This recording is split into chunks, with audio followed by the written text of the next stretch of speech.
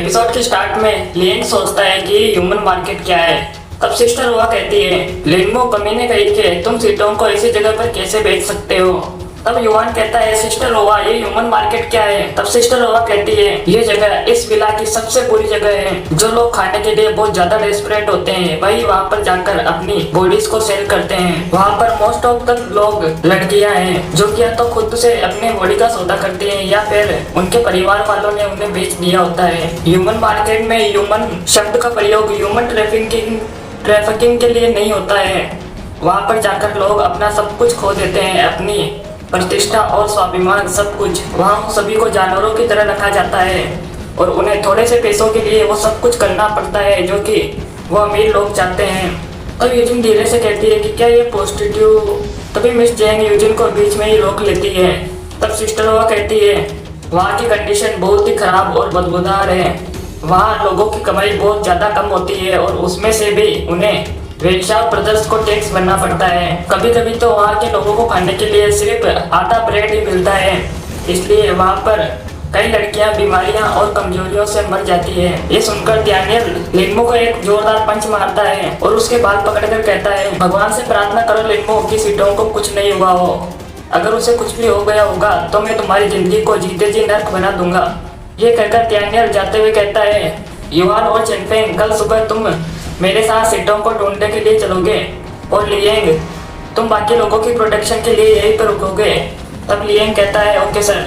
तब scene shift होता है और हमें ह्यूमन मार्केट का सीन दिखाया जाता है जहाँ कई लड़कियाँ भीख मांग रही होती है। तब वहाँ युवान कहता है, मुझे लगा था ऐसी जगह केवल फिल्मों में होती है, ये तो सचमुच बहुत बुरा है। तब वो ऑफिसर चेनफेंग से कहता है कि क्या हुआ ऑफिसर चेन। तब ऑफिसर चेनफेंग कहता है, क्या तुमने उन लोगों को देखा। तब हमें कुछ बदमाश लोगों को दिखाया जाता है। तब चेनफेंग कहता है, मैंने इनकी फोटो क्रिमिनल फाइल्स में देखी थी, इन्होंने पहले कई सारे क्राइम किए थे। अगर पहले की बात होती तो मैं इन्हें कब का जेल में डाल चुका होता, पर इस वक्त मैं बेवकूफ़ों की तरह खड़ा होकर देखने के सिवाय और कुछ नहीं कर सकता। मैं सचमुच बहुत लाचार महसूस कर रहा हूँ। तब डैनियल कहता है कि इसमें तुम्हारी कोई गलती नहीं है, इसलिए खुद को ब्लेम करना बंद करो। ये लोग यहाँ पर घूम रहे हैं क्योंकि अब तक इन्हें सबक सिखाने वाला कोई नहीं था, पर अब हम लोग यहाँ पर आ गए हैं तो अब इन्हें इन सब की कीमत चुकानी पड़ेगी। मैं तुमसे प्रॉमिस करता हूँ चेनफेंग, एक बार जब हम इन वेश्या ब्रदर्स से निपट लेंगे उसके बाद कभी भी इन लड़कियों को ऐसे सफर नहीं करना पड़ेगा। तब कोई कहता है कि एक मिनट रुको। तब हम देखते हैं कि ये दरअसल एक लड़की होती है जो उन बदमाशों से कहती है, तुमने अभी तक मुझे ब्रेड नहीं दिया जो कि तुमने प्रॉमिस किया था। तब वो बदमाश उसे किक मारते हुए कहता है कि बाहर में जाओ तुम। तब उस लड़की का बच्चा रोने लगता है। तब वो बदमाश कहता है, देखो ये कितना छोटा है और कितनी तेज रो रहा है, इसने तो मेरा सारा मूड खराब कर दिया और फिर भी तुम उसे ब्रेड के लिए बोल रही हो। तब वो लड़की अपने बच्चे से कहती है, स्वीटी तुम ठीक तो हो। ये सब देखकर चेनफेंग को बहुत ज्यादा गुस्सा आता है और वो जाकर उन गुंडों के बॉस के फेस पर एक जोरदार पंच मारता है। तब उन गुंडों में से एक लड़का कहता है, तुम कौन हो, तुम्हारे हमारे बॉस को मारने की तुम्हारी हिम्मत कैसे हुई। तब दूसरा लड़का कहता है कि मैं तुम्हें मार डालूंगा। तो ये कहकर वो चेनफेंग की तरफ बढ़ने लगता है, पर तभी डैनियल अपनी कुल्हाड़ी निकालकर कहता है, तुम किसे मारने की सोच रहे हो।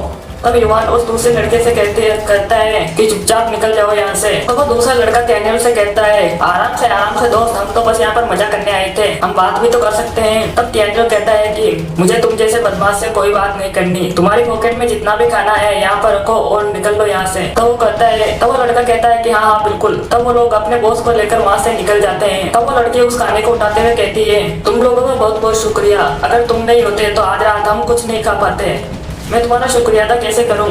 तो युवान कहता है कि इसकी कोई जरूरत नहीं है। तब डैनियल कहता है, दरअसल मुझे आपसे किसी के बारे में पूछना था, क्या यहाँ पर कोई नई गर्ल स्टूडेंट आई है, उसके लंबे से बाल है, बड़ी सी आंखें हैं और वो बहुत सुंदर है, वो मेरी क्लासमेट है। दरअसल वो मुझसे बहुत पहले यहाँ पर आ गई थी पर अब मैं उसे ढूंढ नहीं पा रहा हूँ। मैंने सुना था कि किसी ने उसे यहाँ पर देखा था, इसलिए मैं यहाँ पर आया हूँ। तब वो लड़की कहती है, यहाँ के सारे स्टूडेंट तो ग्रुप बनाकर रहते हैं और वो विला के अंदर रहते हैं, यहाँ पर तो नहीं रहते। तब डैनियल कहता है, चलो कोई बात नहीं, हम उसे किसी और जगह ढूंढते हैं और ये कहकर वो जाने लगता है। तभी वो लड़की कहती है अरे रुको, मैं एक लड़की को जानती हूँ। वो कहती है कि वो अभी भी एक स्टूडेंट है, पर मुझे नहीं पता कि वो वही लड़की है जिसके बारे में तुम बात कर रहे हो। वो बहुत सुंदर है और दयालु है, उसने मेरी और मेरे बेटे की पहले मदद की थी। वो यहीं पर रहती है क्योंकि पता नहीं कैसे, पर उसने जियो वेंशाओ को नाराज कर दिया था, पर वो अभी भी जिंदा है और यहाँ पर कुछ सामान बेचकर अपना गुजारा करती है। तब वो लड़की डैनियल को एक घर के सामने लेकर आती है और कहती है यहाँ वो लड़की यहाँ पर रहती है। तब हम देखते हैं कि उस घर में से एक लड़का बाहर आके गिरता है। तब उस घर के अंदर से आवाज आती है यहाँ से निकल जाओ। तब डैनियल सोचता है कि क्या सीटोंगे, और इसी के साथ ये एपिसोड खत्म होता है।